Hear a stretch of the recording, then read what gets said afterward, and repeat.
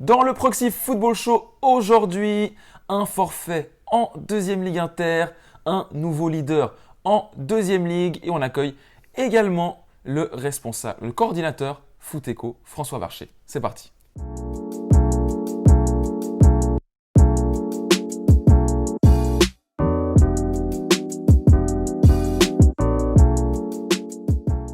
Bonjour à toutes, bonjour à tous. Salut Giacomo. Salut Thomas. On se retrouve pour l'avant-dernière émission du Proxy Football Show. Aujourd'hui, pas mal de choses ce week-end, pas mal de péripéties. On a eu des nouveaux leaders, on a eu ce forfait, on l'a annoncé en préambule. On va vous raconter évidemment tout ça dans l'émission. Mais premièrement, on a une actualité évidemment, puisque vendredi démarre les automnales Apple Expo avec notamment le salon Passion Football où on sera.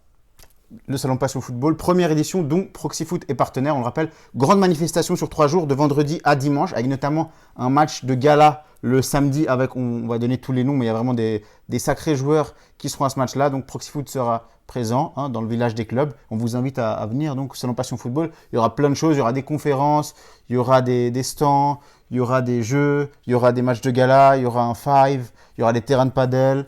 Il y a plein de choses et c'est donc de vendredi à dimanche à Palexpo. Les billets sont gratuits. Allez sur la billetterie des automnales, automnal.ch. Mettez le code FOOT22, FOOT en majuscule et vous pouvez télécharger 2 billets gratuits pour venir au salon. Le match de gala, c'est samedi 17h30. Une équipe d'anciens monégasques contre une équipe un peu all-star. On aura des Mathias Vitkevies, des Diego Benaglio, des Ricardo Carvalho, des Laurent Robert, des Sonny Anderson. Franchement, des grands noms du football mondial. Ouais, on a aussi Johan von Lanten, notamment qui est capitaine d'une des équipes. On vous mettra à l'écran les effectifs complets. En tout cas, c'est vraiment des superbes noms. C'est pas tous les jours qu'on a la chance d'avoir des matchs comme ça à Genève. Ils sont tous là. En plus, voilà, si vous voulez prendre des photos, discuter avec eux, faire signer un maillot, il y aura certainement la possibilité. Et voilà, on se réjouit vraiment d'être samedi. On se réjouit, ouais. Donc de vendredi à dimanche aux automnales, on vous donne rendez-vous. On vous rappellera évidemment ça toute la semaine. On va attaquer tout de suite avec l'invité de la semaine, François Varcher, coordinateur Footeco. On va parler avec lui donc du projet. C'est parti.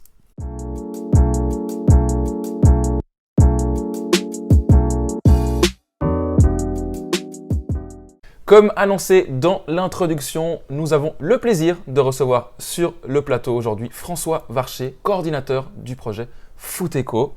Bonjour François. Bonjour. Salut François. Plusieurs questions évidemment à te poser. La première déjà, qu'est-ce que le projet Footeco? Qu'est-ce qu'il englobe? Pourquoi? Alors le programme Footeco est né de l'intuition de M. Mario Comisetti de l'ASF qui, lorsqu'il allait voir des matchs en Suisse des juniors, s'est rendu compte que finalement certains enfants étaient un peu isolés alors qu'ils avaient du talent. Et son idée de base, c'était de dire en fait il faut qu'on puisse rassembler les joueurs qui ont un certain potentiel pour qu'ils puissent le développer encore d'une meilleure manière. Donc c'est comme ça que le projet Footeco est né il y a plus de 7 ans. Ok, il y a plus de 7 ans. Il est né et puis à Genève donc. Ce projet Footeco, il y a certains clubs qui sont autour, notamment Mérin, Carouge, Servette, ACGF, c'est ça? C'est juste. Alors, au départ, le projet Footeco, il y avait ce qu'on appelle des cellules, c'est-à-dire qu'une fois par semaine, sous l'égide de Servette, Carouge, Mérin, l'ACGF, on rassemblait des enfants à potentiel et puis on leur donnait un entraînement de plus que ce qu'ils faisaient en club. Donc, c'était en général tous les mercredis.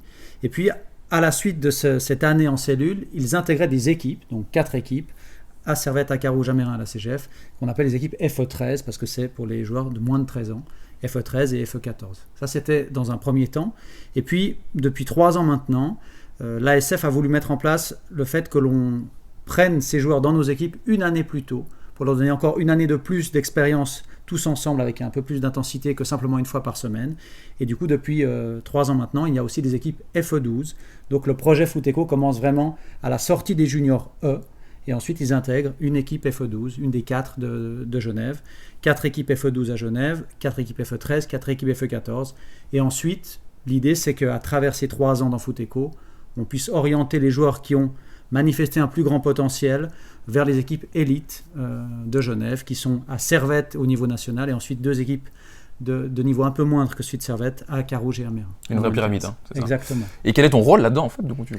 Alors, mon rôle, il a changé aussi au fil du projet, parce que le projet était tout neuf. Au départ, j'étais responsable Foot-Eco pour la CGF, avec Jérôme Roulier.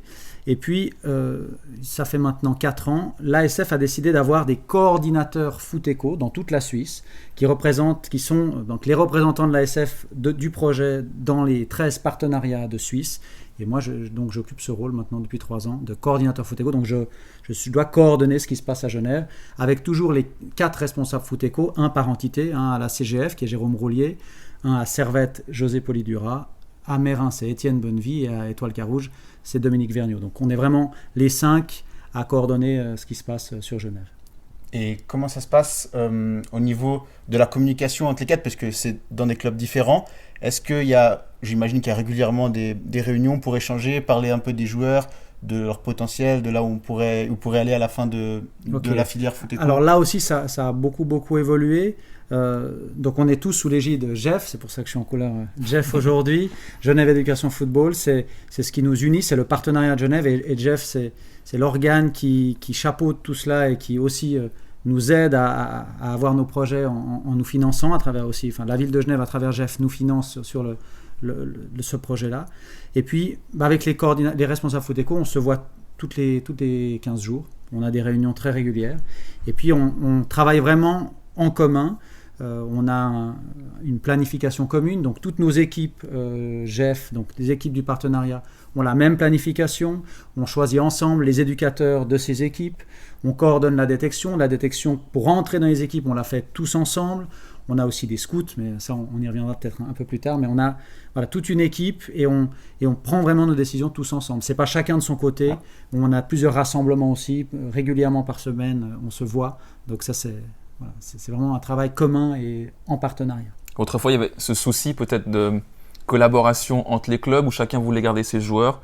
Est-ce que du coup, c'est ce projet GEF qui a permis que tout le monde s'entende, de construire cette pyramide, que tout le monde aille dans le même sens en fait? Alors ça, c'est évident. On est conscient, en tout cas dans le partenariat d'abord, dans les 4 entités, on travaille pour que les joueurs puissent atteindre l'équipe première du Servette et les équipes d'élite du Servette, puisqu'en 15, il y a 3 équipes, Servette, Carouge, Mérin. Mais dès les 16, il n'y en a plus que 2, Servette et Carouge. Puis après, 17, 18, 21, c'est à Servette. Donc on est assez au clair sur le fait que on travaille pour amener les joueurs le plus haut possible. Et les plus hauts, c'est dans le club phare, c'est à Servette. Et puis entre nous, le fait qu'on travaille en partenariat, il y a vraiment des beaux échanges de joueurs. Les joueurs ne sont pas toujours affiliés qu'à une entité, ils peuvent jouer dans les 4 entités de la même manière, en tout cas dans Foot-Eco, il n'y a pas de transfert. Donc si tout à coup il y a des joueurs qui manquent dans une entité, des joueurs de Carouge, de Servette peuvent aller à la CGF, à Mérin. Enfin, on est vraiment dans un travail commun. Et on a aussi des rassemblements pour les 12, c'est toutes les 2 semaines, ils se rassemblent, tous les joueurs 12 se rassemblent à Vessy. Toutes les 2 semaines, c'est les 13 qui font la même chose. Donc, on a vraiment un travail ensemble et on fonctionne comme une entité, mais répartie en 4 lieux différents. Est-ce qu'il y a eu des belles réussites de Foot-Eco? Déjà, c'est un projet qui est là depuis plusieurs années, tu l'as dit. Un joueur qui est passé par là et qui maintenant est bien installé. Valton, notamment Berami, qui lui est passé par les équipes. Il est passé par les équipes ACGF. Ensuite, il a été aussi à Servette, évidemment, à Carouge. Donc, il y a des satisfactions comme ça. C'est les premiers fruits de Foot-Eco. Ouais. On commence à les voir maintenant, les premiers joueurs qui sont passés par cette filière et qui vont au plus haut niveau. Mais voilà, on travaille pour ceux qui doivent aller au plus haut niveau, mais on travaille aussi pour les autres, en leur donnant le maximum pour qu'ils puissent jouer, développer leur talent et jouer avec des joueurs et des joueuses qui ont le même potentiel qu'eux. C'est vraiment ça le plus important. Après, la finalité, si on peut en amener très haut, évidemment, on est très fiers de cela. Mais je pense que pour ceux qui ont été dans nos équipes, indépendamment du fait qu'ils arrivent à être professionnels ou pas, le but, c'est vraiment qu'ils progressent et qu'ils soient dans un milieu qui les pousse, qui les aide, et puis où ils se font des très très bons souvenirs pour leur vie d'adulte. Ils ont des matchs de très haut niveau, ils ont plein d'expériences. Enfin bref, c'est en général, on est très heureux de pouvoir leur offrir ça, et des retours qu'on a, même de ceux qui n'ont pas forcément été jusqu'au sommet du foot, sont toujours se rappellent des leur année en Foot-Eco avec quelque chose de positif, quoi. On a parlé des points justement positifs, donc cette collaboration, ça permet justement aux joueurs de se développer. Quels sont peut-être les axes d'amélioration que tu vois, un peu les points faibles aujourd'hui qui existent encore dans ce projet? Alors après, il y a toujours plein de points d'amélioration sur comment on s'occupe des enfants, comment on les développe, qu'est-ce qu'on met en place pour eux, le lien avec les familles, dans la communication. On peut toujours aussi faire mieux dans ce qu'on communique. Alors on essaye, on a des réunions fréquentes avec les familles, en début d'année, tous ensemble, là aussi en mode partenariat, on leur explique le projet. Après, on peut être encore meilleur dans le développement de chaque enfant, dans l'attention qu'on leur porte, je pense on a une marge de progression encore très grande sur l'accompagnement. Après, au niveau de la structure, il y a aussi des améliorations. Cette année, notamment, on est très heureux, on a 8 filles qui sont intégrées dans nos équipes Foot-Eco. Donc, il y avait ce lien avec le football féminin et les joueuses talentueuses où, jusqu'à présent, certaines exceptions pouvaient être dans nos équipes. Mais là, on s'est aussi rapproché de la sélection. On a intégré la sélection de la CGF dans notre fonctionnement Foot-Eco. Ils suivent la même planification que nous. On fait les détections ensemble des joueuses talentueuses. Et grâce à ces bons liens de collaboration aussi avec le Servette Chénois féminin qui est dans le partenariat Jeff aussi, on a déjà les premiers fruits cette année où on a 8 joueuses, 6 en FE12 et 2 en FE13 qui sont donc quotidiennement avec nos équipes Foot-Eco. Et ça, on est très très heureux de ça parce que ça, c'était un des points où vraiment on avait une grosse marge de progression. Alors, c'est pas encore optimal, mais on avance. J'ai posé cette question aussi parce qu'aujourd'hui, Genève, on le sait, c'est un des meilleurs viviers, on a les meilleurs talents. Souvent, junior, on performe, mais derrière, il y a de la peine en fait à passer le cap. Est-ce que du coup, c'est dû, je sais pas, à la mentalité peut-être à un certain âge où les joueurs n'arrivent pas à faire ce sacrifice en plus pour devenir professionnels, mais on a l'impression qu'on a plus de peine à Genève, en tout cas où on a des très grands talents et derrière, ça ne suit pas forcément au niveau professionnel. Alors, je pense que dans l'équipe première du Servette, là, ça dépasse mon champ de compétences parce que moi, c'est vraiment plus les jeunes, les plus jeunes, mais on commence à voir, comme on l'a dit avec Walton, avec d'autres jeunes qui ont été formés à Genève et qui frappent à la porte de l'équipe première du Servette et qui commencent aussi à avoir du temps de jeu. Donc, je pense que ces étapes, ça doit être un schéma qui est sur plusieurs années. Et je pense qu'avec le travail qu'on fait en dessous, avec cet accompagnement que l'on donne et puis ces habitudes aussi de sportifs qu'on donne, j'ai bon espoir qu'on puisse aussi, en travaillant aussi, on les prend un peu plus tôt, peut-être faire en sorte que quand ils arrivent dans l'entrée dans l'élite et puis plus tard dans les équipes pro, dans l'équipe pro, ils puissent faire leur pas. Et puis on a aussi une grande amélioration qui a eu lieu, c'est de la structure sport-art-études. Les enfants, à partir des moins de 15, ils peuvent intégrer une structure sport-art-études où ils ont vraiment du temps qui est dédié à la pratique sportive, où ils ont le lundi l'école toute la journée, mais tous les après-midi du mardi au vendredi où ils sont dédiés à leur sport et à la fois donc les études sont adaptées et ils peuvent vraiment concilier encore mieux, je pense, la vie étudiante et la vie sportive. Donc ça, moi je pense que ça va amener aussi du progrès et faire en sorte que quand ils arrivent chez les plus grands, ils soient encore plus sereins et peut-être qu'on verra encore plus de joueurs de Foot-Eco dans l'équipe première du Servette. On le souhaite aussi. Exactement. Ouais, donc avec le cycle rotation, ce sport-études, est-ce qu'on a des dates un peu à donner sur l'année qui va venir pour Foot-Eco, des rendez-vous importants, des tournois ou... Alors, en lien avec Foot-Eco, il y a aussi tout ce qui concerne les sélections. Donc, on a une sélection du partenariat où là, on rassemble vraiment les joueurs les plus performants à l'instant T en sélection. Ils représentent Genève dans des matchs. Et là, le 26 novembre, à Genève, on va jouer dans le canton de Vaud contre le partenariat du canton de Vaud. Donc, ça, c'est une date prochaine. Et puis après, il y aura des dates au deuxième tour avec aussi les sélections qui joueront en mars et au mois de mai. Les dates qui viennent, là on va arriver à la fin de ce premier tour. Ce qui est une date pour nous importante au niveau de Foot-Eco, c'est la semaine prochaine où on a ce qu'on a appelé la semaine hors cadre. Donc c'est quelque chose qu'on a mis en place depuis la saison dernière où c'est les entraîneurs de Servette qui vont aller entraîner les équipes de Meyrin la semaine prochaine. Donc tous les entraîneurs FE13, FE14 et FE12 vont aller entraîner les équipes de Meyrin et les entraîneurs de Meyrin entraînent les équipes de Servette et les entraîneurs de la CGF vont aller entraîner celles de Carouge et réciproquement. Ça, on a mis ça en place depuis la saison dernière. On le fait 3 fois par an pour que chaque éducateur d'équipe puisse avoir été dans les autres entités et avoir pu entraîner les autres joueurs. Et ça, c'est un signe aussi de ce qu'on veut mettre en place dans ce partenariat. On travaille tous ensemble et c'est une richesse à la fois pour les enfants d'avoir un autre éducateur pendant une semaine et à la fois pour les éducateurs de mieux connaître les joueurs, les joueuses. Donc on est aussi content de ça. Donc c'est notre prochain rendez-vous, c'est cette semaine hors cadre qui débute lundi. Merci beaucoup, je pense qu'on a été complet. Merci beaucoup François d'avoir été avec nous. Merci à vous de l'invitation. Et on passe tout de suite au point fort du week-end.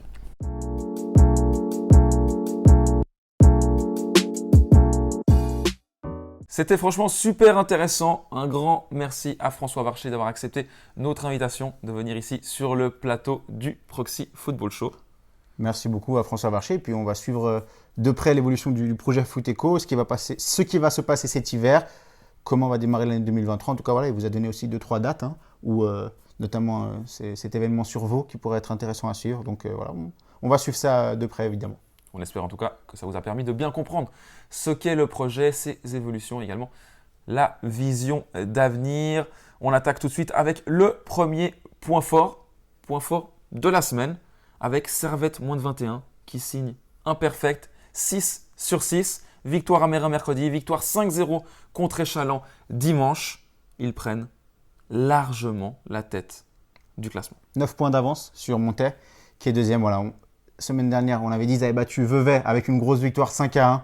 On s'est dit, voilà, là, ils ont encore 2 matchs de haut de tableau, Mérin et Chaland. Ils ont encore gagné les 2-3-1 contre Mérin, 5-0 contre Échalon. Et maintenant, ils sont vraiment largement en tête. On peut peut-être commencer par mercredi contre Mérin. Un quart d'heure, il y avait déjà 2-0. Les Mérinois qui ont tenu tête, qui ont fait une belle prestation. Mais Servette qui, voilà, en un quart d'heure, a fait comprendre pourquoi on ne peut pas se permettre d'avoir un quart d'heure d'absence face à ça. Non, dans un gros match comme ça, c'est sûr qu'un quart d'heure, c'est fatal. Il y avait donc 2-0 après 15 minutes. Les Mérinois ont réagi par Chentouf, sont revenus à 2-1. Mais magnifique but. Dias Patricio qui a mis le 3e, si je ne me trompe pas. Oui, exactement, c'est Dias. Et voilà, Servette qui est reparti avec les 3 points. Et finalement, c'était le résultat juste au vu de la rencontre. On écoute à l'issue du match de mercredi, d'un côté Luigi Pizzino et de l'autre Jean-Philippe Lebeau. Et les joueurs travaillent beaucoup, franchement ils travaillent vraiment beaucoup. Peu de gens se rendent compte à quel point on est exigeant avec eux, mais je pense que c'est ce qu'ils doivent avoir s'ils prétendent devenir un joueur professionnel et surtout faire une vraie carrière professionnelle. Donc oui, c'est clair que l'équipe aujourd'hui elle montre beaucoup de choses bien.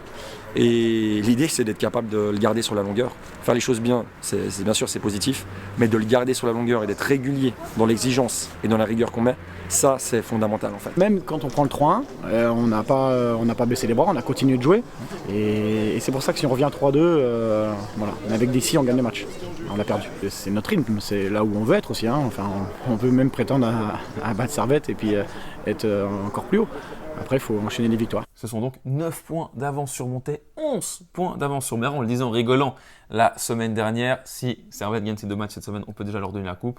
Sincèrement, ça va être dur d'aller les chercher. 13 matchs, 11 victoires, 1 nul, 1 défaite. Ils sont totalement impressionnants. Voilà, ils y vont tout droit. En tout cas, évidemment, c'est encore long. Il leur restera un match totalement abordable. Ils vont jouer Port-Alban, Martigny et Chaux-de-Fonds d'ici la fin du premier tour. J'ai du mal en tout cas à voir Servette. Arrêter sa série avant Noël, c'est clair. On va suivre de près Servette. S'ils arrivent à faire le boulot, maintenant ils abordent clairement ces matchs en tant qu'archi-favoris. Donc il va falloir aussi assumer ce statut. On fait confiance à l'équipe de Luigi Pizzino. Et puis voilà, un mot sur le match de ce week-end contre Échalon, 5-0. Échalon cette année qui a beaucoup plus de mal. Il y a eu beaucoup de départs. L'équipe a totalement changé. Un triplé, on peut signaler, de Shaibi, qui est le meilleur buteur du championnat assez largement. Il marque pratiquement à tous les matchs. Ouais, Touati également. Touati, qui marque vraiment tous les matchs. C'est impressionnant. C'est vraiment ils ont une attaque assez exceptionnelle. Servette M21 qui les porte sur ce premier tour. Ouais, un grand bravo à Luigi Pizzino pour son travail, en tout cas avec les moins de 21 du Servette FC. Une équipe qui fait plaisir à voir jouer. Le carton du week-end, plutôt les cartons du week-end. On se dirige cette fois dans le groupe 2 de 3e Ligue, où les 2 derniers du classement ont pris un total de 20-0. 20-0. Alors, Kosova 2 a pris 13-0 par Meignier. Situation assez particulière parce que Kosova s'est présenté à 10. Kosova s'est vite retrouvé à 9.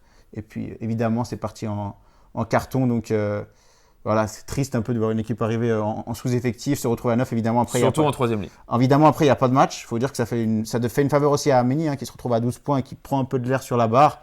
Mais en tout cas, voilà, Kosova 2 qui continue dans la lignée de son premier tour assez catastrophique. Ouais, 3 points en 10 matchs pour les Kosovars. Mérin 3, lui a perdu 7-0 contre Oné, qui se replace, qui revient à 1 point du duo de tête, car Chénois 2 s'est incliné sur le terrain de Saint-Paul. C'est notre surprise du week-end. Exactement, on peut passer directement à la surprise. Donc 7-0 d'Oné. Et au même moment, pratiquement à 10h du matin, Chénois 2 se déplaçait à la Californie. Contre Saint-Paul, on sait qu'à la Californie, à quel point c'est dur d'aller jouer là-bas, surtout le dimanche, le matin. Et puis Saint-Paul s'est imposé face à Chénois 2 avec un penalty à la 26e minute de Michael Cardozo. Chenois 2 qui a quand même tenté. Ils ont eu un penalty au retour des vestiaires. Ingo Pinto, qui d'ailleurs était un des meilleurs des siens. Malheureusement, il s'est fait stopper son penalty par un très bon gardien de Saint-Paul. Et Saint-Paul qui a finalement pris les 3 points et qui relance totalement tout en tête. Chenois qui a égalité avec Plan-les-Ouates 2. 3 points Saint-Paul est seulement à 3 points des 2 leaders. Et Honnête, tu l'as dit, qui a un point derrière. Donc c'est vraiment passionnant ce qui se passe dans ce groupe 2. À noter que dimanche prochain, on termine le premier tour avec un choc entre les 2 leaders. Plan-les-Ouates 2 contre Chenois 2. Ouais, Plan-les-Ouates 2, tu t'en as parlé. Ils ont gagné 3-1 ce dimanche contre Donzelle. Ça n'a pas été facile. Ils ont mis le 3e but dans les arrêts de jeu. Donzelle a eu beaucoup d'occasions pour égaliser en seconde période, mais se sont finalement inclinés. Saint-Paul, on n'en a pas beaucoup parlé. Ils font pas beaucoup de bruit. Ils ont été gagnés 3-2 à Donzelle la semaine dernière. On sait à quel point c'est difficile d'aller gagner au Moulin. Et là, ils gagnent à nouveau un match 1-0. C'est tout le temps. C'est souvent à l'expérience. Et là, ils sont à 3 points des leaders. Ils sont de nouveau dans le coup. L'année passée, on se rappelle, ils ont perdu en barrage contre Cessalien 2. Et là, pourquoi pas. Ouais, et puis je parlais avec Steve Cardozo, l'ancien meilleur buteur de Saint-Paul qui maintenant est sur le banc. Il m'a dit, j'ai encore le barrage en travers de la corde de l'année passée. Et puis franchement, vu comme on les a vus jouer au foot, ils ont joué sur 90 minutes. Ils n'ont pas arrêté. Barrage qu'il n'avait pas joué d'ailleurs. Il n'avait pas joué lui et le numéro 10, Nogueira, qui était absent. Donc c'était 2 grosses pertes pour Saint-Paul lors du barrage contre CSE l'année passée. Mais cette année, voilà, on a vu une équipe de Saint-Paul qui joue au foot, qui est capable de battre Chenois 2. On se rappelle, l'année passée, ils avaient gagné 4-0 à Satigny. Donc ils savent battre les gros. Et on se dit que dans ce groupe 2 qui est très ouvert, il y a Honnay évidemment, il y a Composière, il y a Composière aussi qui revient, on le verra. Il y a Plan-les-Ouates, il y a Chenois. Pourquoi pas Saint-Paul pourrait tirer son épingle du jeu. En tout cas, c'est encore long. En attendant, on écoute les réactions. Steve Cardozo, le gardien Arthur De Oliveira et Adrian Païs, gardien de Chenois 2. Je pense qu'on a un peu la bête noire de Chenois aussi. Ça fait des années qu'on se rencontre et que c'est toujours difficile de venir jouer chez nous. Je pense qu'on a une bonne réaction de l'équipe. On a commencé un peu doucement le championnat, puis on est en montée. Et je tiens à féliciter en tout cas mon équipe, incroyablement au niveau d'implication, des duels, dynamisme. Franchement, 90 minutes à 100%, c'était magnifique. À nous, je pense que l'expérience a montré que ça peut faire la différence également dans des matchs comme aujourd'hui. On est chez nous, le Stade de la Californie, on sait que c'est notre royaume, notre forteresse, et puis aujourd'hui on l'a encore prouvé. On a un jeu où on repart court. Aujourd'hui, j'ai pas pu forcément relancer court, le terrain est compliqué. Derrière, on n'a pas pu mettre le pied sur le ballon, au milieu, on a du mal à les trouver. Et après, c'est devant, quand on marque pas, évidemment, et puis quand on encaisse, voilà. Et puis l'équipe, on est déjà tourné vers le week-end prochain parce que c'est une finale. Il faut bien finir ce premier tour parce qu'on sait que la trêve elle est longue et que se mettre un peu à l'abri avant de partir pour l'hiver, ce serait important. Ouais. Donc semaine prochaine, le choc au sommet entre Chenois 2 et Plan-les-Ouates 2. Qui peut en profiter? Évidemment, Saint-Paul qui jouera contre Champel 2, une équipe de bas de tableau. Et également Honnay qui jouera Kosova 2. Ça doit faire 3 points. Et là, franchement, on pourrait avoir Si jamais Chenois 2 et Plan-les-Ouates 2 font match nul, là, on aurait vraiment 4 équipes en quelques points. Ouais, c'est exceptionnel. On se réjouit tout d'abord de la dernière journée, mais surtout le deuxième tour, c'est difficile de prévoir dans quel sens ça va partir. Avec même Composière, on l'a dit, qui n'est plus qu'à 6 points. Ce qui nous réjouit moins, c'est donc la déception du week-end. UGS qui était opposé à Tiran à domicile. Tiran qui était sous la barre. UGS qui pouvait faire une faveur évidemment à tout le football genevois en enfonçant un peu Tiran. Et non, UGS qui était incliné 3-0 à domicile. C'est dommage, ouais. C'est clair que Tiran, c'est une de ces équipes avec Payerne et Nanda, évidemment, qui est dernier, qui semble déjà destiné à la relégation, qui pourrait tomber au contraire d'un Genevois. Et puis là, ils ont pris 3 points à Fontenay. Donc ça n'arrange ni UGS, parce que UGS n'est plus qu'à 4 points de la barre, il me semble. Et tous les autres Genevois en payent les frais, entre guillemets. Donc Tiran qui fait 3 points et ils ne joueront pas d'ailleurs le week-end prochain, Tiran. Et ça n'arrange pas vraiment le foot genevois. Ouais, Cola qui repasse donc sous la barre, notamment. Et puis Verrier qui a seulement 2 points maintenant. Donc c'est très serré. On passe au jour du week-end. Ça aurait pu être Diego Lopez qui a mis un quadruplé avec Boston. On le verra plus tard. Bravo à lui.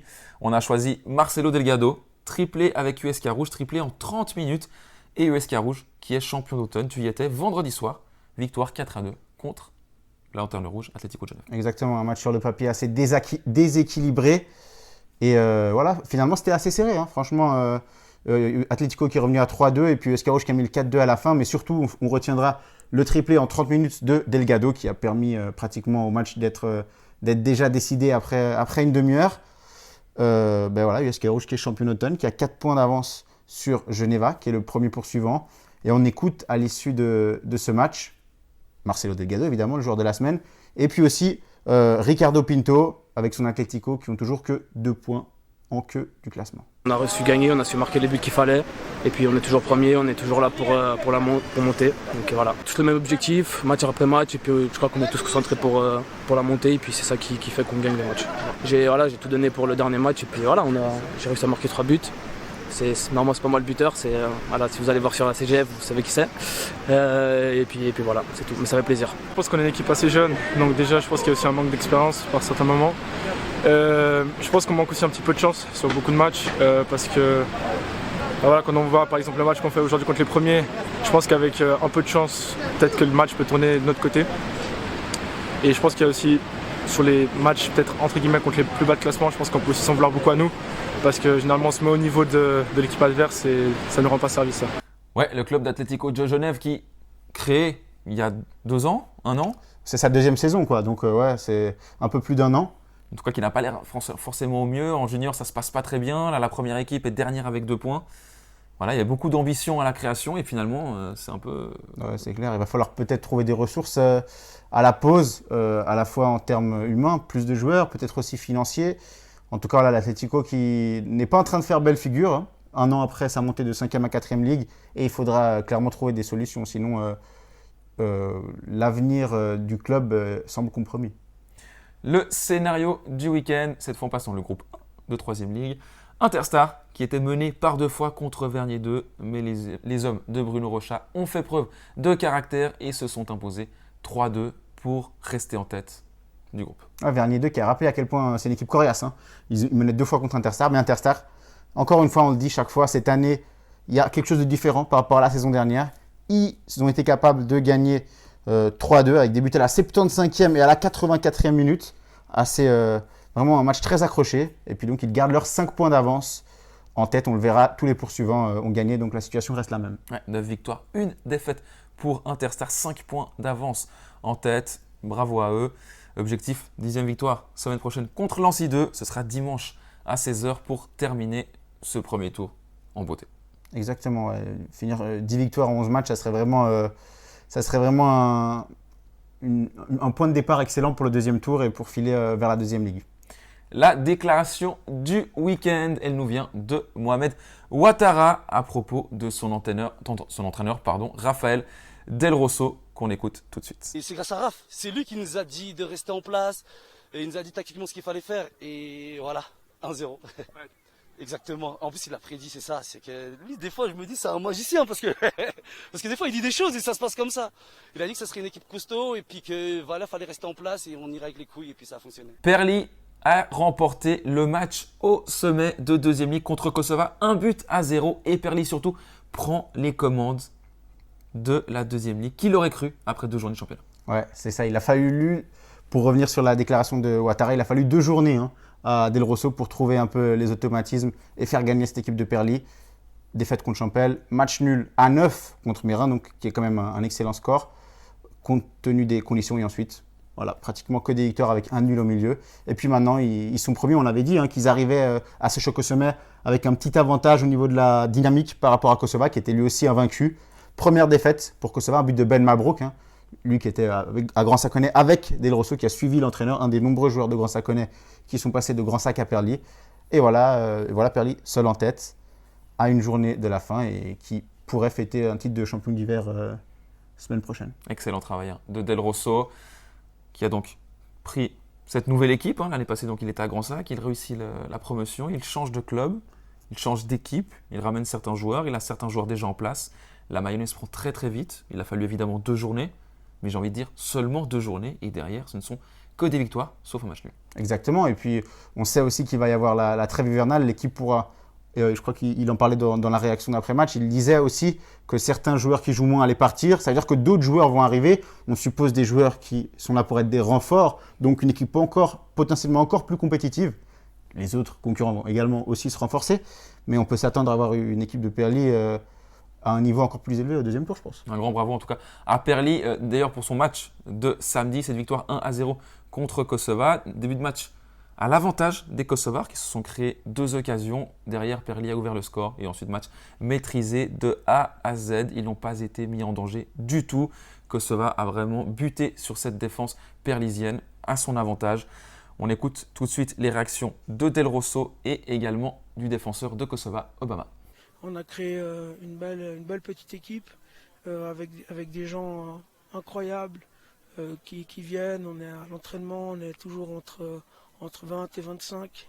Et à la fin, voilà, c'est une victoire d'un groupe qu'on a créé ensemble, avec qui on a décidé de passer en tout cas 4 mois ensemble. Maintenant, on va voir à la trêve. Je pense que ceux qui ont un peu moins joué, ils vont peut-être quitter, ce qui est normal.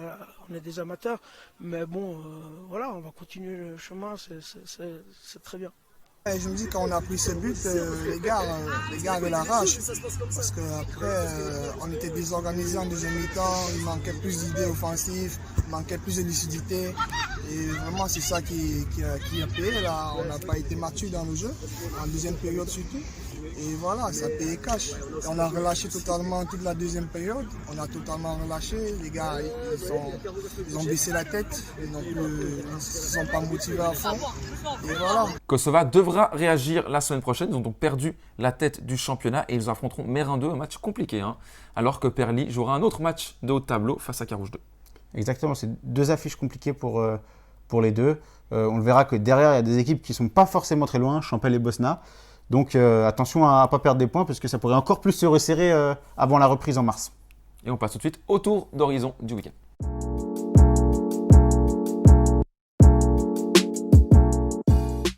On démarre avec le football féminin et Servette Chenois qui s'impose une nouvelle fois, une 8e victoire. Victoire 3-0 contre IB. Contre IB, Servette IB chez les hommes dimanche, Servette IB chez les femmes samedi, 0-0 à la pause. À la Fontenette samedi, c'était le score final à la Prime, mais ce n'était pas le score final à la Fontenette, puisque avec des buts d'Iman Saoud, entré à la pause, coaching gagnant d'Eric Sévrac, Maëva Clémaron et Michel Schneider. Victoire 3-0 contre IB, 8 matchs, 8 victoires, 6 points d'avance en tête. Le plein de confiance avant la pause, elles ne joueront pas le week-end qui vient. Le week-end d'après, elles auront le match de coupe, 8e de finale contre Ville. Ouais, il y a eu sans aucun doute plus de spectacles à la Fontenette qu'à la Praille. Le match était vraiment décevant ce dimanche entre Servette et IB. Peut-être satisfaction, on peut dire un mot sur Montero, enfin titulaire. Et franchement, il nous a régalé, ça nous fait plaisir. 90 minutes de jeu pour Diogo Montero, qui avait joué 45 minutes contre Lugano. Il était rentré à la pause et là, titulaire. Donc, il a profité des absences notamment de Séverin et Rouillet. Et on est très content un grand bravo de le voir jouer 90 minutes. On rappelle, Diogo Montero, né en 2005, 17 ans. Et qui a fait 90 minutes en Super League contre la meilleure équipe de Suisse. Bravo. Première Ligue, victoire de Carouge contre Lausanne Nord 3-1 et Carouge qui garde la tête du championnat. C'est hyper serré, mais elles sont toujours devant. Toutes les équipes de tête ont gagné, donc Carouge, exactement, tu l'as dit, ce derby face à Lausanne. Samedi soir, une fois de plus, à la Fontenette, elles ont gagné. On est très contents. Et voilà, la situation reste super serrée. Elles sont seules en tête, mais il y a 3 équipes qui ont seulement 1 point de moins. Et puis samedi prochain, ils iront à Sempar, un adversaire qui est juste au-dessus de la barre, égalité avec la première équipe en dessous de la barre. Donc c'est un adversaire, elles sont archi favorites sur le papier. Encore faudra-t-il le confirmer sur le terrain. Dernier match du premier tour, ensuite ce sera la trêve. Il pourrait être champion d'automne en gagnant ce match. Exactement, donc ça serait déjà une belle satisfaction et un premier pas en direction de la Ligue nationale B qui est encore très loin, mais qui pourrait devenir une réalité si elle réalise un excellent deuxième tour. En deuxième Ligue Inter, on avait un nouveau derby. La semaine dernière, on a eu Avanchet contre Bernay. Cette fois, c'était Avanchet-Aunay. Et cette fois, les Vergnolanes se sont imposées 5-0. Elles ont eu beaucoup moins de difficultés que la semaine dernière. Ouais, 5-0 sans histoire. Avanchet qui prend un grand bol d'air et qui est désormais à 8 points de la barre. Donc, ça y est, maintenant avec cette deuxième victoire de suite, ça change tout pour l'équipe de David et Caruso. On peut signaler le doublé d'Ishoyed, but de Da Silva, de Freitas, but d'Almeida. Également, la joueuse Tatiana Gomez qui a été récompensée pour son 160e match juste avant la rencontre. Donc, bravo à elle. 160 matchs quand même en football féminin, c'était une des pionnières sans doute. Ouais, c'est bravo à elle. En tout cas, 160, on ne connaît pas la raison du pourquoi du 160. Ouais, pourquoi 160 pourquoi pas 150, pourquoi pas 200. En tout cas, bravo à elle. Oui, c'est vrai que C'est une des joueuses, une des piliers de cette équipe d'Avanchet en défense centrale. Elle est avec nous, notamment l'année passée au Proxy d'Or, Cérémonie des Proxy d'Or. Cet été. Bravo à Avanchet qui creuse donc l'écart sur la barre. Bernay s'est incliné 7-0 contre Courgevaux 2. Bernay 1 point, Aunay 4 points et Avanchet a donc maintenant 12 points, sauf tremblement de terre. Ça va être très compliqué pour Bernay-Aunay. Ouais, Bernay 11 points de retard sur le maintien, c'est vraiment beaucoup. On n'a pas parlé de la dernière équipe genevoise, Interstar, qui lui aussi s'est incliné face à Châtel-Saint-Denis, co-leader 5-1. Voilà, difficile, on voit quand même. Sur ces matchs-là, on sent que Interstar reste un néo-promu malgré son début de saison exceptionnel. 11 matchs, 22 points, le rythme reste exceptionnel. 2 points de moyenne par match pour les joueuses de Varambé, mais elles se sont inclinées ce week-end. Il y en a un joli mano à mano en tête entre Châtel-Saint-Denis et le Lausanne Sport. C'est la trêve maintenant en deuxième Ligue Inter, donc plus de matchs jusqu'à mars. Exactement. Aunay et Bernay, on l'espère, auront le temps de se renforcer. En troisième ligue, défaite malheureuse d'Aïr-le-Lignon qui prend 8 points de retard sur le leader Étoile.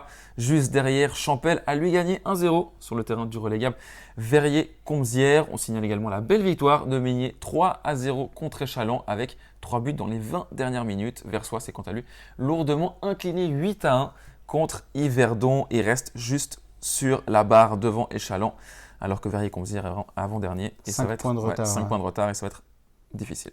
Exactement. Bon, on verra ce qui se passe là aussi cet hiver. En 4e ligue féminine, petite surprise, Meyrin fête le titre de champion d'hiver puisqu'elles ont gagné 6-0 contre Lancy et surtout, pour la Watt, s'est incliné 4-3 contre Geneva. Meyrin donc premier avec 9 victoires et un match nul, le match nul contre Plan-les-Ouates. Et Plan-les-Ouates qui va devoir courir après les Mérinoises au deuxième tour. On peut aussi signaler que Aunay 2 a battu Avanchet 1-0. Qui a donc avangé la une qui a perdu 5-0 contre Avanchet. Et Interstar 2 a mis 9-1 à Laconais qui termine le premier tour avec 0 points. Il ne termine pas puisqu'il reste un Avanchet-Laconais mercredi. Donc les deux équipes à 0 et 1 point. On verra si Laconais va faire ses premiers points. Football masculin, nouvelle déconvenue pour Carouge, la 4e en 6 sorties sur les 6 derniers matchs. Donc Carouge a été battu 2-0 dans un match contre un concurrent direct, contre le Stade Lyonnais. Mauvaise défaite. Ouais, un match à ne pas perdre. 4 défaites en 6 matchs. La statistique, elle est assez parlante malheureusement. Ils avaient gagné contre Bâle la semaine dernière. Et puis là, ils n'ont pas réussi à donner suite, à confirmer. Défaite face au Stade Lyonnais. Ils sont toujours 3e, mais ça se resserre vraiment. Il y a plein d'équipes derrière qui sont à 2-3 points. Donc Carouge va devoir vite retrouver un bon rythme de croisière. Samedi, il y a Casso qui se déplace à la Fontenette. Casso qui a perdu contre Bavois là ce week-end. Donc il y a peut-être quelque chose à faire pour les Carougeois. En tout cas, il va falloir renouer avec la victoire. Ouais, Casso qui est à 2 points des Carougeois. Tout s'est resserré. Ouais. Bon, heureusement, ils ont fait un excellent début de championnat. Maintenant, ça leur permet aussi d'utiliser ces jokers. Mais maintenant, il va falloir recommencer à gagner. Et vite pour les Carougeois qui ont pris une somptueuse ouverture du score d'Escorza.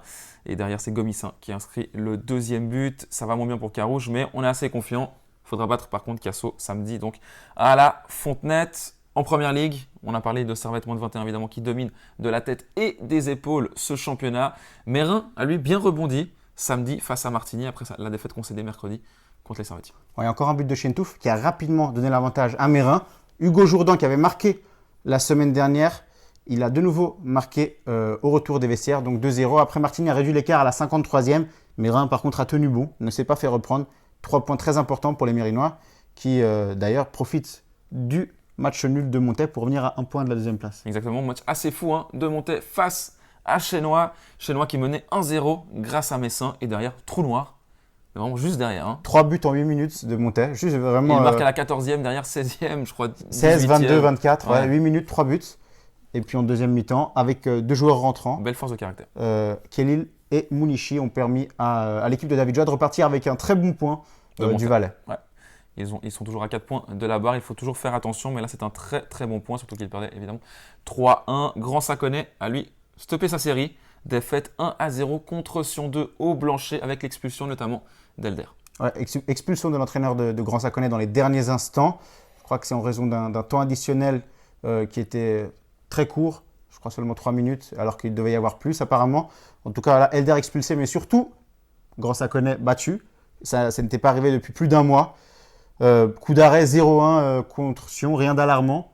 Il reste assez intéressant. En plein milieu du classement, ils sont à 7 points du deuxième et à 7 points du premier relégable. Donc il reste 3 matchs avant la fin du premier tour et pour le moment, Grand Saconnet est en plein milieu du classement, disons. Ouais, Grand Saconnet qui ira à la Sarah la semaine prochaine. Servette ira à Port-Alban. Chénois recevra Coffran. Coffran qui est très bien classé, égalité avec Mérin et Vevey à la 3e place.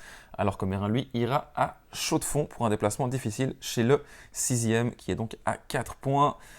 En deuxième Ligue Inter, on a beaucoup de choses à dire.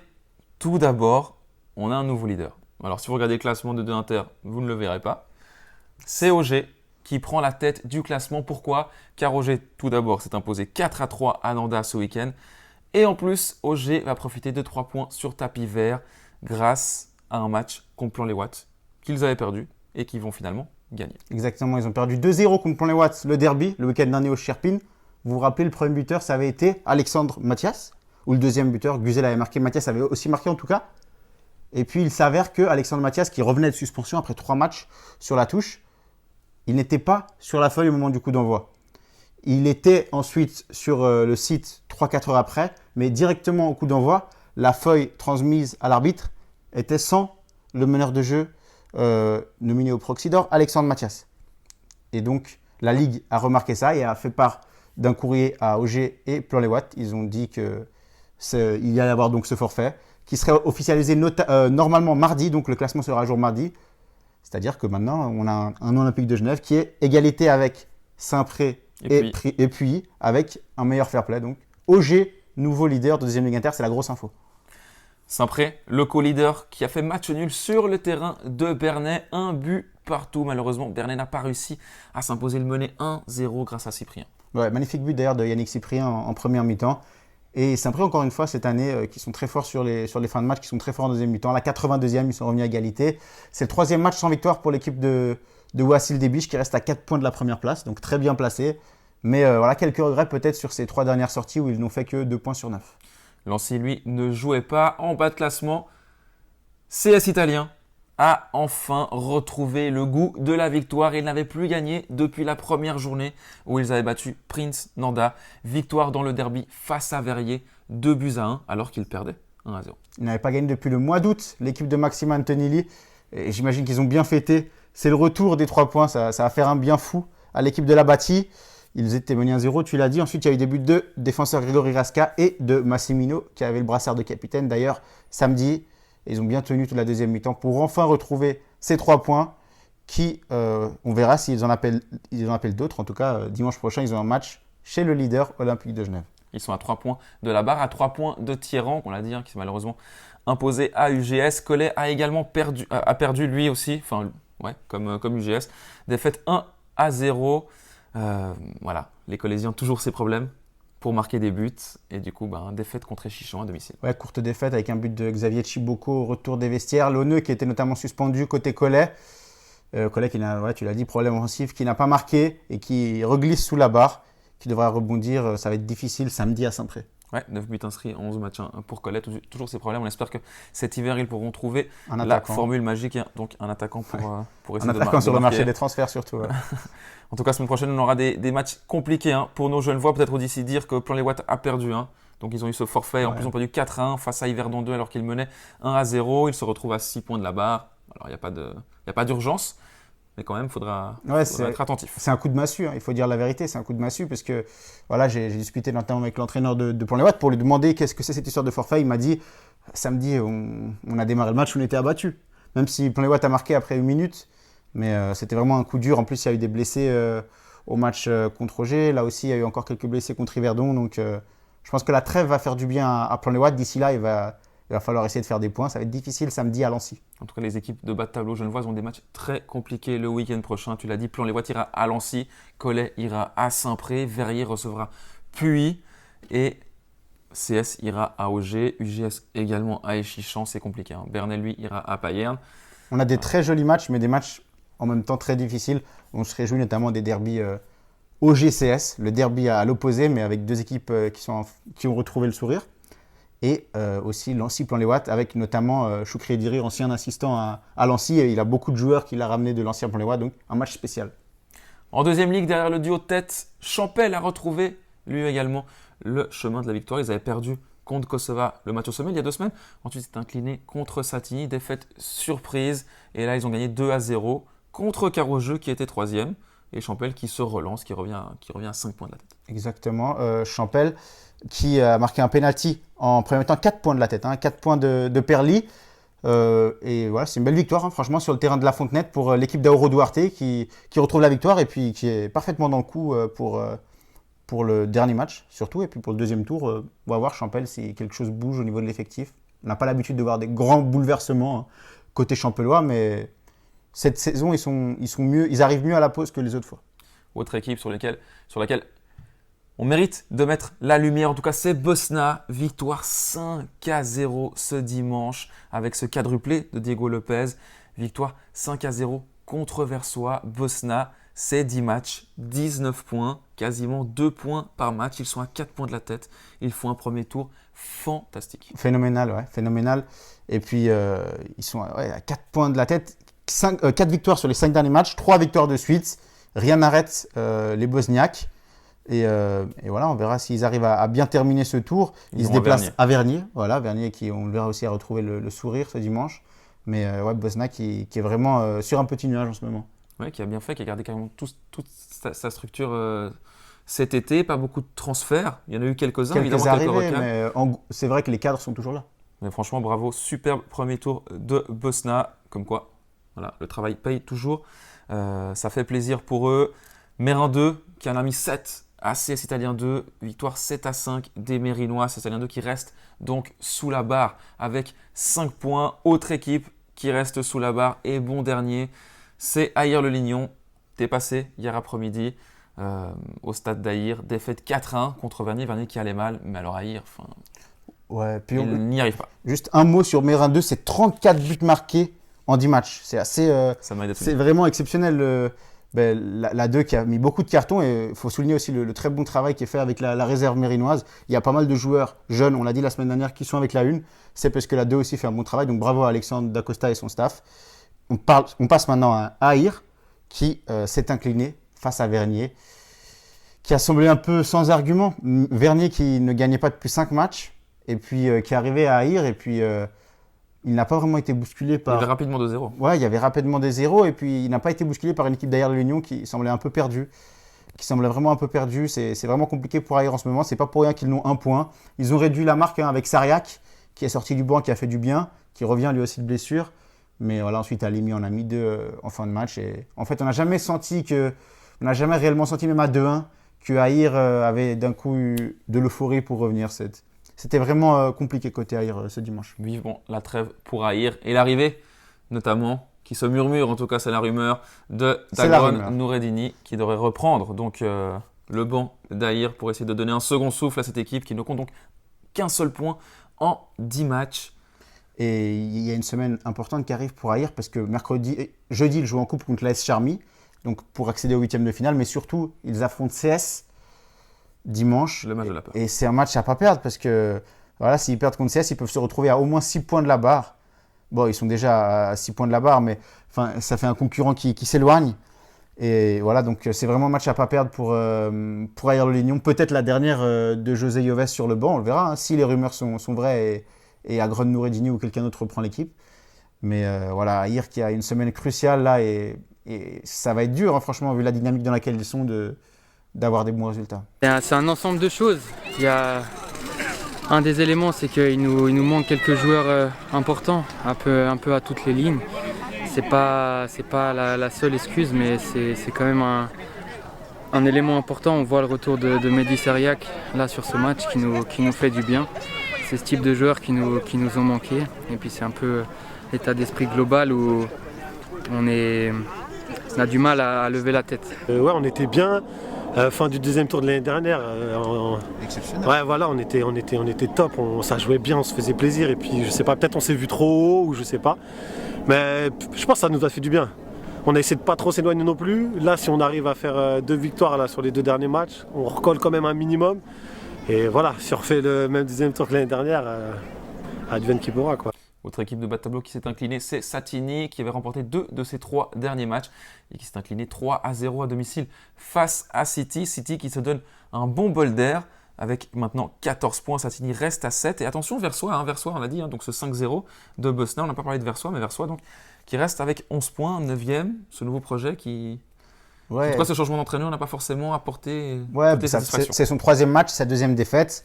Je pense que il est arrivé un peu avant la trêve. Il va surtout pouvoir faire le boulot là pendant la pause hivernale. Mais Versoix qui a quand même gardé un œil. 6 points seulement de la barre, c'est pas énorme. Si CS italien vient à gagner contre Ayer. Et la 10e place pour être légal également. Exactement. Tout dépend. Cette année, c'est une année un peu particulière, des résultats de 2e ligne inter. Donc Versoix qui va devoir trouver la recette pour faire plus de points à partir du 2e tour. Ouais, il faudra évidemment surveiller les équipes de 2 inter. Pour l'instant, il y a 2 Genevois qui sont relégables et également ce que fait le champion de 2e ligue. Est-ce qu'il montrera, il ne montrera pas? Il y a un barrage cet été. Donc voilà, tout ça va être évidemment pris en compte. Donc attention à la 10e place qu'il faudra à tout prix éviter pour les équipes de 2e ligue. Groupe 1 de 3e ligue. On a parlé évidemment d'Interstar qui a fait preuve de caractère ce week-end en gagnant 3-2 contre Vernier 2. Derrière, les Dauphins ont tous gagné. Grand Saconnet 2 s'est imposé 2-0 contre Bernay 2. Sporting, difficilement 3-2 à Versoix 2, mais ça passe. Et Charmy a retrouvé la victoire 4-1 contre Cohérent. Oui, tout le monde a assuré. Grand Sac qui était tenu en échec 0-0 à la pause, qui a fait la diff en 2e mi-temps. Sporting aussi, c'était un match accroché qui a pu compter notamment sur les buts de Miyazes. Et Charmy qui, d'après les échos qu'on a eu, malgré le score de 4-1, c'était un match difficile contre Cohérent. Donc les Dauphins qui s'accrochent, tandis que Interstar enchaîne. Cohérent sans son buteur Babel ce week-end. UGS en bas s'est incliné, statu quo également. UGS a perdu 3-1 contre City 2 et Versoix et Bernay, on en a évidemment parlé. Cohérent également qui reste à 9 points et donc à 3 points de la barre. Dans le groupe 2, on a parlé de Chenois et Saint-Paul, on a parlé également d'Aunay, on a parlé de Plan-les-Ouates 2. Semaine prochaine, on n'oublie pas Chenois 2, Plan-les-Ouates 2. Comzières est lui revenu à 6 points des équipes de tête en gagnant 3-1 contre Azzurri. Azzurri peut-être l'équipe déception de ce premier tour. Oui, Azzurri clairement l'équipe déception avec le changement, le départ de Michael Blève qui maintenant 13 points en 10 matchs, à 11 points de la première place, à 9 points de la relégation. Donc Azzurri n'est certainement pas là où ils auraient espéré être. Peut-être qu'on voit les limites aussi de ce projet. On va voir en tout cas ce qui se passe au 2e tour pour Azzurri qui espère sans doute faire beaucoup plus de points. En bas, statu quo, on l'a dit, Kosova et Mérin ont perdu. Mentionnez peut-être Champel 2 qui reste juste sur la barre. Ils ont perdu également contre Verrier 2, 3-1. En 4e ligue dans le groupe 1, USK Rouge, donc champion d'automne, on en a parlé. Devant Geneva, ils ont 4 points d'avance. En bas, les 5 derniers ont perdu. Donc tout reste pareil avec Atlético de Genève dernier et OG2, 11e. Dans le groupe 2, petite surprise, Aunay 2 a été accroché 3 buts partout. Ouais, Aunay 2 a été co-leader avec Interstar 2 avant ce week-end. Mené 1-0, ils menaient 3-1, ils se sont fait égaliser à la dernière minute à domicile par Ayer 2. Donc de 3 à 3-3 avec le but à la dernière minute. Et Interstar en profite puisqu'ils ont gagné 1-0 contre Donzelle. Et maintenant ils sont premiers avec 2 points d'avance sur Aunay 2. Ouais, victoire difficile pour Interstar 2 au Moulin. Ils ont joué une mi-temps à 10, mais ils se sont finalement imposés par le plus petit des écarts et ils prennent donc 2 points d'avance en tête. Ils font vraiment la bonne opération. Famalicão, grosse performance, victoire 6-2 contre Avanchet dans le match un peu des poursuivants. Exactement, Avanchet qui était juste un peu devant Famalicão. Maintenant Famalicão qui repasse devant et qui revient surtout à 3 points de la première place. Donc Famalicão, on le rappelle, c'est un relégué et qui va donc jouer ses cartes pour retourner en 3e ligue. En bas, la première victoire de Laconais, victoire 3-0 contre Genève Post, qui passe à son tour dernier du classement. 2e victoire de Laconais qui avait quand même déjà obtenu une victoire. Ça fait 6 points, mais c'est vrai qu'il gagne très rarement, ça mérite d'être souligné. Et en plus, surtout, Genève Post qui passe dernier à la place de Laconais. Vernier qui lui reste à 6, qui a perdu. Aïr qui a fait 1 point. Donc Aïr 2 et Laconais qui font des points le même week-end, c'est rare et ça mérite d'être souligné. Et ça remélange les cartes pour le maintien dans ce groupe 2. Dans le groupe 3, statu quo en tête et en bas, puisque les 3 premiers ont battu les 3 derniers. Collet 2 a battu 9-0 Meignier 2, Perlé 2 a battu 8-0 UGS 3 et Saint-Paul 2 a gagné 5-0 contre Galaïca Aunay. Préciser que la semaine prochaine, on aura un match au sommet entre Perlé 2 et Saint-Paul 2, alors que Collet ira à Lancy 3, qui est lui 4e. Donc on a vraiment 2 gros matchs là pour terminer ce premier tour. 5e ligue, dans le groupe 1, pas mal de matchs renvoyés. 3 matchs sur 6 renvoyés. Ouais. Et Grand Saconnet 3 qui continue sa course en tête. Grand Saconnet tenu en échec par Aunay 4, mais qui reste assez largement en tête, même si Genève United a 2 matchs en moins et 6 points de retard, donc pourrait recoller en cas de 2 victoires. Et dans le groupe 2, APG, 8 matchs, 8 victoires. APG qui a tout gagné, mais attention, il y a la Coupe Genevoise Et jeudi, il joue contre Mérin 2 en deuxième ligue. Donc Modeste. Ouais, archi favori. Si APG continue à rester invaincu après ce match-là, on pourra parler de sacrées sensations. En tout cas, au championnat, APG qui est vraiment en promenade. 9 points d'avance sur Versoix qui a un match en moins. Mais voilà, ils vont certainement jouer dans le groupe fort. Ils vont jouer dans le groupe fort au retour. Et au niveau de la barre, 6e, c'est City 3 avec 10 points. Et juste derrière, c'est Saint-Paul 3 avec 8 points. Il reste donc seulement un match avant la fin de ce premier tour. On verra donc qui réussira à se maintenir dans le groupe fort et à pouvoir jouer donc la promotion en 4e ligue. Chez les seniors, Lancy et Vernier continuent leur course en tête. Lancy a gagné un match très important face à Verrier. Victoire 2-0 grâce à des buts de Duprat et de Dardour. Vernier s'est lui imposé contre la Lanterne Rouge. 2-1. But de Saïti en fin de match. Ça a été difficile pour Vernier. On mentionnera également que Vernier terminera son premier tour contre Verrier. Donc ça sera aussi également un grand match. Meignier, 2 buts partout contre Interstar, reste sous la barre. Alors que Bernay a lui mis 5-2 à CS Italien. On passe au junior et puis on va signaler les tirages de la coupe. On rappelle Carouge la semaine dernière qui a fait un bel exploit contre Toul en 8e. Ils joueront contre le team Berne-Jura-Neuchâtel en quart de finale. Ça sera le 10 décembre, ça sera à domicile, on tentera d'y être. Servette M16 qui avait été éliminé, mais Servette M18 qui ira à Bâle en quart de finale chez la M18. En M15, Carouge qui va au deuxième tour a éliminé Saint-Gall, ira à Winterthur en avril, c'est dans longtemps. Et Servette en M15 accueillera Jura en championnat. Servette M18 7-1 contre le team Berne-Jura-Neuchâtel. On signale un triplé de Ouattara. Ouattara qui joue souvent avec les M21, qui a joué notamment contre Mérin, qui allait aider les M18. Et triplé, voilà, c'est simple, c'est efficace. Les M17 qui ont perdu 6-1 contre Concordia Bâle. Les M16 qui ont gagné 2-0 contre le team Berne-Jura-Neuchâtel. Carouge M16 en championnat, toujours aussi compliqué. Ils ont 5 points en 7 matchs. Ils ont perdu 2-0 au Liechtenstein. Les M15, par contre, ils ont gagné de Carouge 9-3. Et en Inter, on peut signaler que Mérin reste premier avec 1 point de plus et un match en moins. En B-Inter, CS Italien qui prend seul la tête du classement avec leur entraîneur Sacha Roma qui est aussi premier du Loto Proxy Foot. On verra, il est en tête en B-Inter, il est en tête dans le Loto. Comme quoi, hein. Comme quoi, quand tout vous réussit, tout vous réussit. Mais bravo à lui et bravo à son équipe surtout, qui est en tête, qui a gagné 3-2 contre Mérin. Première de B-Inter. Dans le groupe 8 de B-Inter, on signale que Vernier est 3e à 1 point du premier. En C-Inter, Chénois seul en tête désormais. 3 points d'avance sur Lancy qui a un match en moins. Et Chénois a 3 points d'avance sur Lancy, en C-Inter.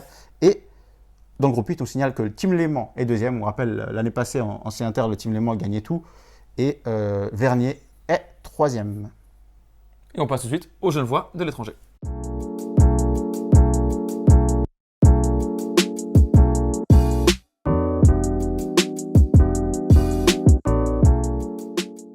Le point fort évidemment cette semaine, c'est le but de Zakaria en Ligue des Champions. Le premier Genevois à marquer en Ligue des Champions en phase de groupe.